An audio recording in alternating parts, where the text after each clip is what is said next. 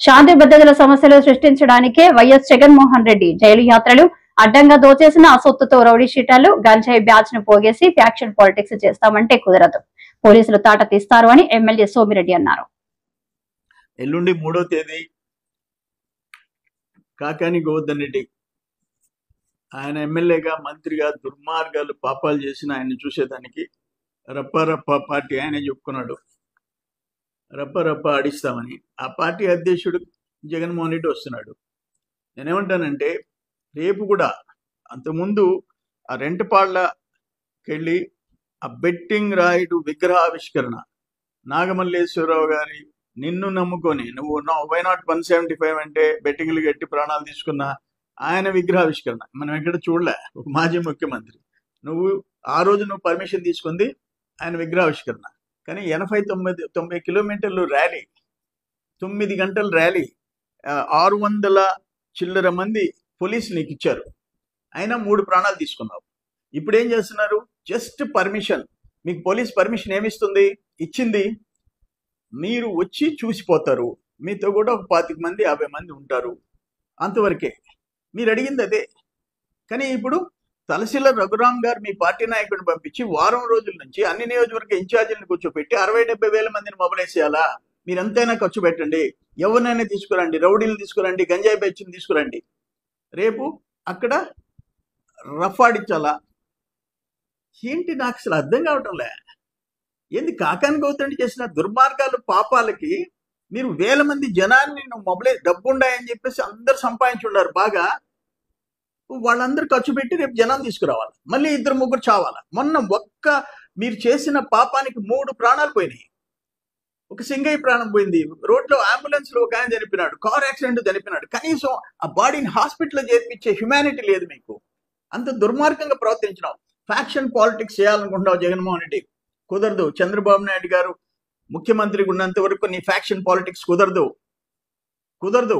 కడపలో నేను వేట్ చేయలేవు, అటువంటి పరిస్థితి నీకు వచ్చింది. బట్ ఈరోజు మీరు చేసే నీకు అంతెందుకు. ఇప్పుడు కాకాని గోవర్ధన్ రెడ్డి తోటి ముద్దాయి పంటపాళెం అతను మళ్ళీ తెలుగుదేశం నాయకుడిని మొన్న కత్తులతో పొడిచేస్తున్నాడు. జస్ట్ 5 days బ్యాక్ చచ్చిపోయి బతికాడు అతను. అర్ధరాత్రి 2:30 దాకా ఆపరేషన్లు చేసినారు. నీ తోటి ముద్దాయి ఇప్పుడు కొత్తగా కేసుల్లో తోటి ముద్దాయి అంటే, అటువంటి వాళ్ళని ఇంకా ఎంకరేజ్ చేసేదానికి మీరు వచ్చేసి ఇంత గందరగోళం చేయాలని చెప్పేసి ప్లాన్ చేస్తున్నారా? నాకు అర్థం కావట్లేదు. It's unfortunate. మేము చెప్తున్నాం, స్పేర్ చేసే ప్రసక్తే లే. ఎవరైనా వెనక వచ్చిన వాళ్ళు కన్నా తోక ఆడిస్తే, మీరు చెప్పినట్టు ఏదో గంగమ్మ తిరునాళ్ళల్లో పొట్టేళ్ళని నరికినట్టు రప్ప ఆడిస్తాం, నరికేస్తామంటే ఆ ప్లే కార్డ్స్ పెట్టుకొని నువ్వు పెద్ద ఉపన్యాసం ఇచ్చావు. తప్పేంటి అని చెప్పినావు. తప్పేంటి అన్నావు. ఒక మాజీ ముఖ్యమంత్రి. ఈ కర్మ ఇది. ఈ రాష్ట్రం నీ బోటి ముఖ్యమంత్రిని చూడటం ఆంధ్ర తెలుగు ప్రజల కర్మ, అంతమించి ఇంకేంలే. అందుకని ఇవన్నీ కుదరదు. మీ నాయకులు ఏదేందో మాట్లాడుతున్నాడు. ఇప్పుడు ఒక ఆయన కోవూరు ఆయన మాట్లాడినాడు. కోవూరు ఆయన సంగతి ఏందో, ఆయన కథ ఏందో అందరికీ తెలుసు. నోటికి వచ్చినట్టు మాట్లాడితే కుదరదు. చంద్రబాబు నాయుడు వాళ్ళ నాయన పేర్లు ఎత్తే అంత అర్హత నీకు లేదు. జాగ్రత్తగా ఉండు. ప్రసన్న కుమార్ రెడ్డి కంట్రోల్లో పెట్టుకో, నోరు కంట్రోల్లో పెట్టుకో. కానీ ఇది రేపు నేను చెప్తుండా 3వ తేదీ నువ్వు వస్తావా?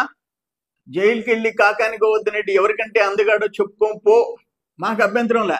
కానీ ఒక్క చిన్న చీమకి నష్టం జరిగినా స్పేర్ చేసే ప్రసక్తిలే. అది గుర్తుపెట్టుకో జగన్మోహన్ రెడ్డి. విషయం ఏంటంటే, లిక్కర్ కేసులో అది ఒక సెన్సేషనల్ కేస్. దేశంలో ఎవరు చూడలే ఇటువంటిది.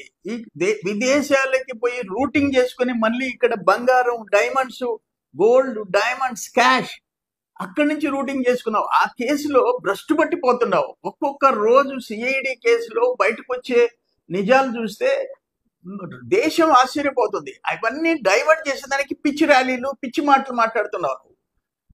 అది నేను ఒక్క మాట అంటాను, క్వాంటమ్ వ్యాలీ లాంటి ఆలోచనలు ఎప్పుడన్నా నీకు వచ్చినాయా?